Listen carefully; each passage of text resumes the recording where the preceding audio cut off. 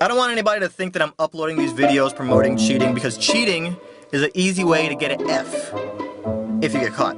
And I was a good kid in high school. I had perfect attendance, I didn't skip class, I didn't talk back to my teachers, but I realized something. School is an institution that almost silently encourages cheating.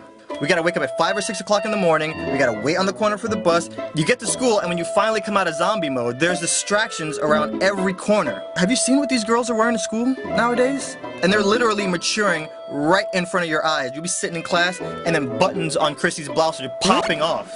And then you got those teachers who just teach you the same boring way that their teachers taught them. I mean, don't get me wrong, you got plenty of really cool teachers out there who show their classroom YouTube videos and they'll crack a joke every once in a while, but there are boring teachers all over the place. I know for a lot of these teachers, they look at it as a job. You don't have to be boring. And another thing you don't have to do is you don't have to give us 5 tests on the same day. Most teachers are pretty smart, and I'm not sure why it's not a universal thing by now that all the big science-related tests are on Monday, all the math tests are on Tuesday, English on Wednesday. Nice, clean, structured. No, makes too much sense. I think some of these teachers do it just to mess with us. I can see it now. Teachers in the break room. Hey Jim, hey Bob. Crazy weather we're having, huh? Yeah. Hey, when's your next test? Let's coordinate. How's Thursday? Thursday's perfect. You know what? I'll give them a test too and tell them that it'll count 20% to their overall grade. Nah, make it 30%. You think 30's better? Yeah, we gotta make it stressful for these kids, you know? Give them a taste of what it's like in the real world. It's hard out here for a pimp. Yeah, for sure, I know. Word to the mothership.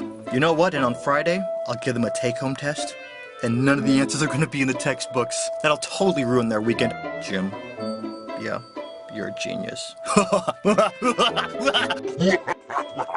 I guarantee you those kind of conversations go down when students aren't around. And when we have to juggle a social life, an online gaming drama, and a job, then you pile on multiple tests, you practically force our hand and give us no option but to collaborate. This girl Yolanda approached me and asked me if I wanted to be included in her cheat circle. She told me her plan, and on test day she'd take the test, pass it back to Dana, Dana would pass it to me, I'd pass it to Jamie, boom. My response was kind of like, oh, that's a pretty good plan. If 2 of the 4 people don't mind getting an F. What is this, amateur hour? I mean, luckily for you guys, this is not my first pony show. By the time you do all the work and finish your test and you pass that back, class is going to be over. So I came up with a new plan right on the spot that put her plan to shame. I told her I've been watching Mr. Hare, and on test day, he always reaches into the bottom left drawer at his desk and hands out the test. So here's what's going to happen. Dana, he's going to be the legs. I'm going to be the eyes. Yolanda, you're going to be the brains. And Jamie gets a free ride. She's going to be the freeloader because there's always a freeloader. Put the plan in motion. The janitor opens the door to his class before first period at 7:05. Mr. Hare doesn't show up until 7:15 like clockwork every day. He's consistent. I like that.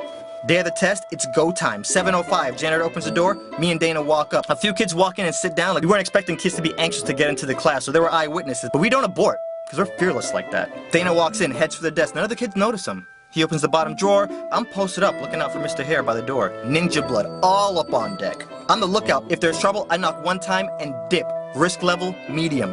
1 knock, Dana. 1 knock is all you get. Dana gets the test, he folds it, doesn't put it in his pocket, no.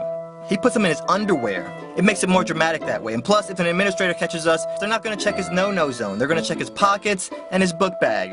Not my idea, but too good to change it. Dana leaves the classroom. I follow exactly 1 car length behind. We turn the corner. Boom, he hands the test off to me. I handle it with extreme care. I don't know where you've been, Dana. Yolanda meets me next to the library. I pass the test off to her.